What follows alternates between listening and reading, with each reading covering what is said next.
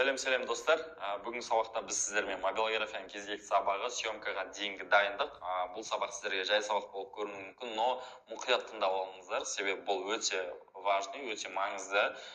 Жалпы съемкаға дейінгі дайындық бұл міндетті түрде кез келген мобилографқа керек. Съемкаға барардың алдында сіз алдын ала ойлап алуыңыз керек. Қандай видео түсіресіз, сол видеоға примерно референс іздейсіз, то есть сол видеоның жанрындағы видеоларды қарайсыз, соған байланысты раскадровка сызып аласыз. Раскадровка деген примерно мына жерге шығарып қоятын боламын, қазір бұл қандай екені.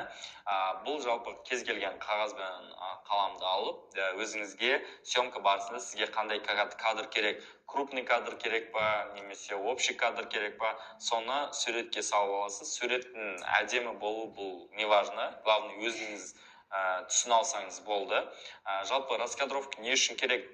Съемка барысында сіз потеря болып қалуыңыз мүмкін. Мысалы, съемкаға баратқан кезде сіз уже ойланасыз, примерно сіздің видеоңыз динамичный форматтағы видео бола ма, немесе замедленный форматтағы видео бола ма. Если динамичный болатын болса, онда сізге көбірек кадр жинау керек болады. Сондықтан сіз съемкаға барған кезде қандай кадр аламын деп ойланбайсыз, және де съемкаға барған кезде сіз примерно мысалы кейде мынандай жағдай болады. Менде съемкаға барған кезде мен если раскадровка жасап алмасам, мен көп кадр түсіре беремін да, типа кадр жетіспей қалуы мүмкін деген сияқты. И бірақ монтаждың кезінде сол кадрдың жартысы қолданылмай қалады. Бұндай жағдай болмау үшін сіз алдын ала раскадровка сызып аласыз. Қазір мына жерге түрлерін көрсетіп қоямын раскадровканың. И раскадровка сызған кезде астына жазып қойсаңыз болады. Примерно сіз крупный план аласыз па, общий план аласыз па, және де ракурстарды примерно суретке салып алсаңыз болады. То есть сіз восьмерка аласыз ба, кадрлардың түрлері өте көп. Восьмерка кадры бар, мына жерге тоже примерно қойып қоямын, мынандай кадр.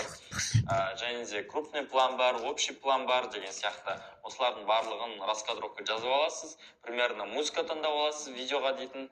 Сол музыкаға байланысты кадр жинайтын боласыз. Если динамичный музыка болатын болса, кадрларыңыз тез болу керек, және де көп кадрлар болу керек. А если видеоңыз замедленный болатын болса, алдыңғы сабақтарда айтып кеткендей, ол кезде уже сіз уже миыңызда тұрады да, маған замедленный кадр керек, значит мен қазір 60 кадр секунды қолданамын деген сияқты. Так, қазір маған замедленный керек емес, так мен 30 кадр секунды қолданамын деген сияқты. Сондықтан съемкаға дейін міндетті түрде дайындық жасап алыңыздар.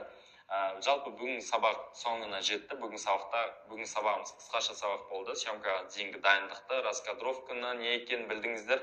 Енді осы арқылы сіздер съемкаға міндетті түрде дайындық жасап шығыңыздар. Мен сіздерді келесі сабақтарды күтемін.